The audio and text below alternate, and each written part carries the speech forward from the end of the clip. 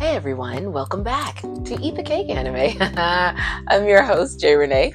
And I'm her husband and producer, Ron. How are you today, Ron? I'm good, babe. The weather. It is fall. We're in the middle of romance. Now, I will admit, some days are better than others. Some days I'm really feeling it. And other days are kind of mid, kind of meh. Hey, y'all fall is, I'm from the north. Y'all fall is our spring. Okay, so y'all's fall, you talking about us here in Georgia? Mm-hmm. Don't get it twisted, everyone. Georgians are great. We are awesome. And our weather is, our weather's going to be what it's going to be. Yeah, all right, bipolar. So whatever. We're in the middle of September. We want to thank you guys here at Eat the Cake Anime for all of the support that you've been giving us during our month of romance while we're looking into the different kinds of romance animes that we like. And this week, we want to focus on one that producer Ron really likes, but me, 6'7". And the title of it is Toradora. Yeah. Toradora. Now, babe, can you tell me, what does that even mean? I do not know. I know. Toradora is like a combination, like a Japanese combination of both the main characters' names. But y'all, let me tell you something. When it comes to romance anime, this one just really made me kind of give a couple of eye rolls. And I will tell you why, but I'll let producer Ron explain the premise and, tell us what he liked about it. So, producer Ron, the floor is yours. Okay, Toradora is basically an anime about these 4 young people. Hush. And one has a crush on one has a crush on the other, but doesn't necessarily go that way. And the story basically centers around Taiga, who is this diminutive little terror of a woman, and the other one is Ryuji. Ryuji is a scary looking guy. He's actually very nice, very gentle, but the look on his face, his demeanor, how he presents himself, he's scary looking. Okay, yeah, so with Ryuji and Taiga, they're 2 classmates who are basically joining forces to help one another with their respective classroom crushes. And right? they can't stand each other. They cannot stand each other, but still, y'all, I'm eye rolling because, of course, Toradora, a light novel series in 2006. From 2006 to 2010. The anime is a little older. It came out, in 2008. So that makes it about 16, 17 years old. So it came out then, but everyone really loved it. Like, the light novel series was by Yuyuko Takemiya and Yasu. And it was really popular. Even today, Toradora still stands up it has a great fan base. But y'all, this romance anime, it made my eyes roll several times. Now, don't get me wrong, it did have a nice blend of drama and comedy.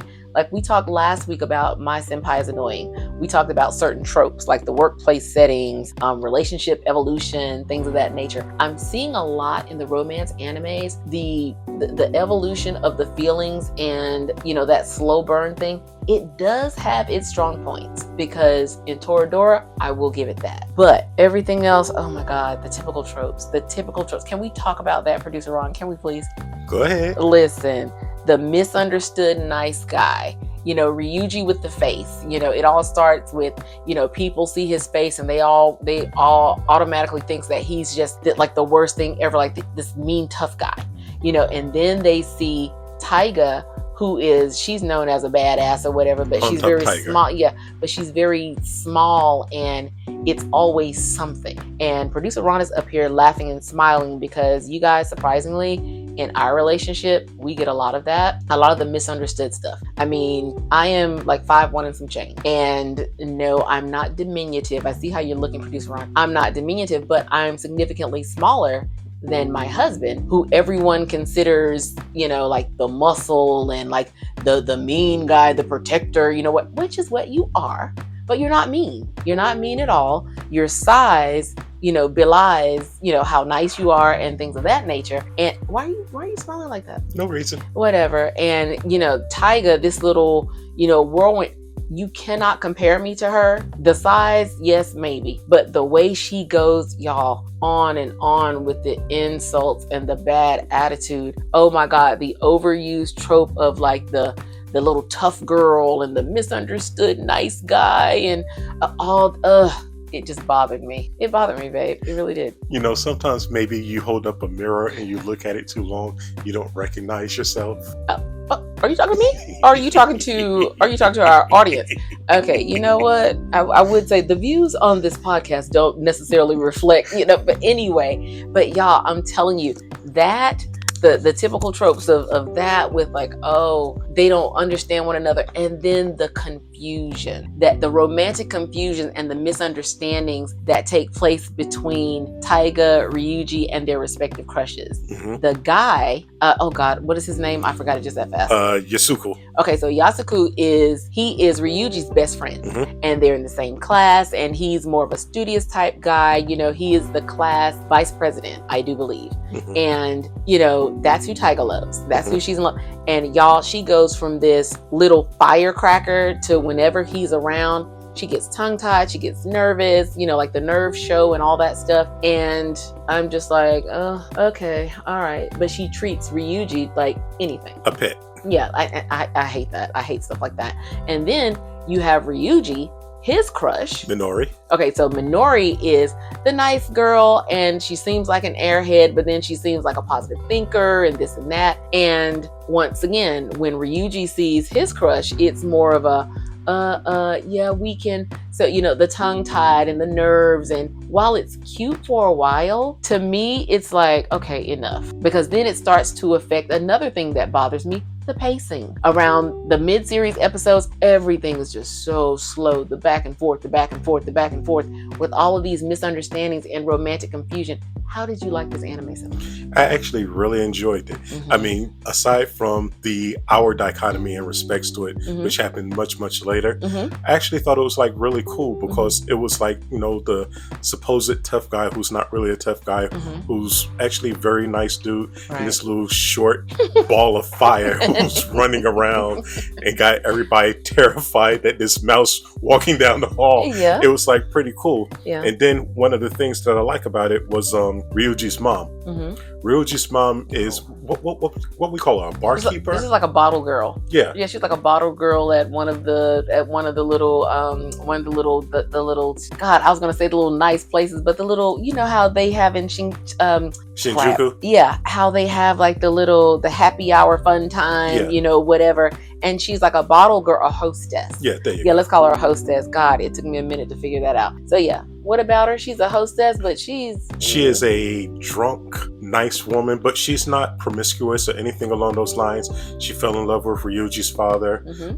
He was a Yakuza. Something ended up happening to him where he's no longer around. Right. But she's actually a good woman, good mom to him. Yeah, but Ryuji is like, when we first see in the beginning of the show, we see, and the anime, we see that Ryuji is basically the man of the house because he takes care of the cooking. He has an obsession with cleaning. Mold is his personal enemy. He's actually the parent of the mother-son relationship. Yeah, has her, always has her food ready, this and that.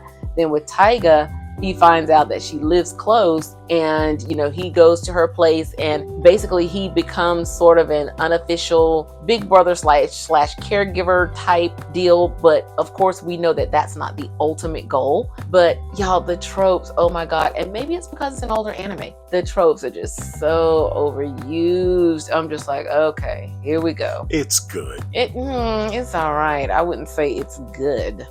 But and you cannot. Opinion. Yeah, well, you cannot blame it on my lack of excitement with romance anime, because there are some that are, that are really good.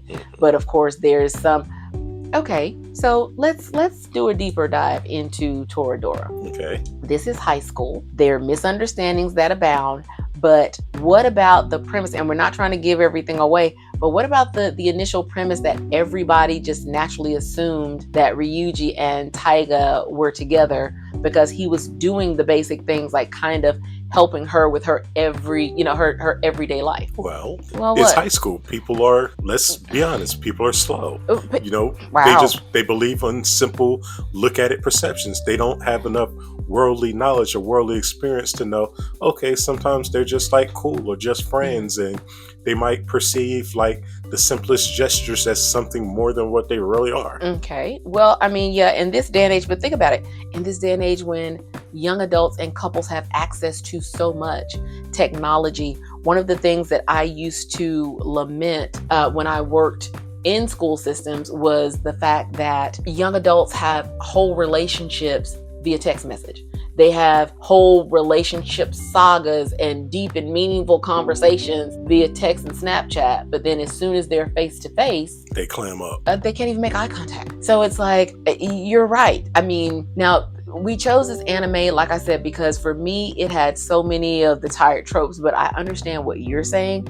If you take something like, okay, like when we reviewed Kimi and Todake, you know, it was a different kind of romance, but it was so much easier than like the harshness of Taiga and the way she treated Ryuji, even though she really liked him. You know what I mean? Mm-hmm. It was just a lot of, it took it a while to get there. I mean, of course, it's no Rascal Does Not Dream of Bunny Girl Senpai. And yes, that is a real anime, people. Yeah. Your Lion April, and even the one that you were telling me about, not My Dress Up Darling, but it was one, I cannot. The rental girlfriend thing? I think so. But anyway, that's another story for another day. So let's get back to Toradora. What would you rate this? 3, 2, 1, 8. 4. Really? Yes. Okay. And the reason why is? Because initially I watched it and I actually enjoyed the story. I enjoyed the progression. Mm-hmm. I like how the characters who didn't really like each other, you know, became friends and they grew on each other, Mm-hmm. made everything better. Mm-hmm. And then years and years and years later, when we actually met up and I had a chance to actually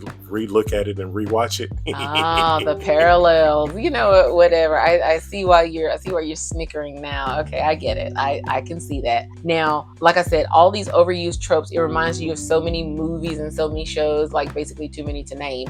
But when I think of the African American landscape in this kind of day and age, I think about the show. It was on like the CW when the CW was a thing, I think. Mhm. But now I think it's on Netflix, All American. Okay. The show All American, about, you know, the little high school like romances and the misunderstandings and, you know, things like that. But to me, Toradora, it could stand a little zhuzhing, but I have to remember it is from 2008 and I see the appeal. I see the appeal, but it just doesn't hit me like it would hit your normal romance anime fan.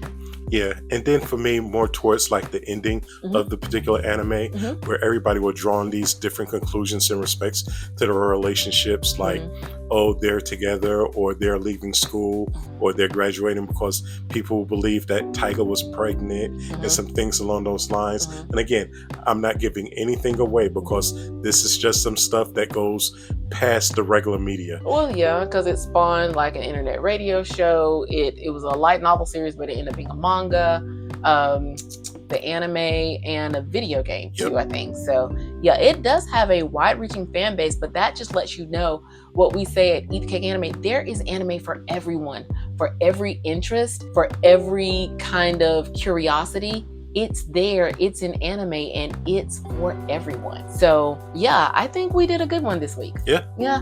So we hope you guys enjoyed this episode of Eat the Cake Anime, and also like to send a special shout out. Little sis and little brother, they're having birthdays coming up in a couple days. So happy birthday to Jessica, who will be celebrating her birthday in a couple of days. We love you, Jess. Also, happy birthday to Jeremy. Yes, my younger brother. Yes, happy birthday to you as well in a couple of days. So with that, special thanks as always, Z Media Creative Studios. Mazani, you did your thing with this romance anime month. Keep on, you guys, check her out. She is fantastic. She's doing a great job. Please chime in, let her know what a great job she's doing. And I think that's all we have for this week. Yep. All right, so until next time, you guys, here at Eat the Cake Anime, don't forget, it is okay to enjoy anime.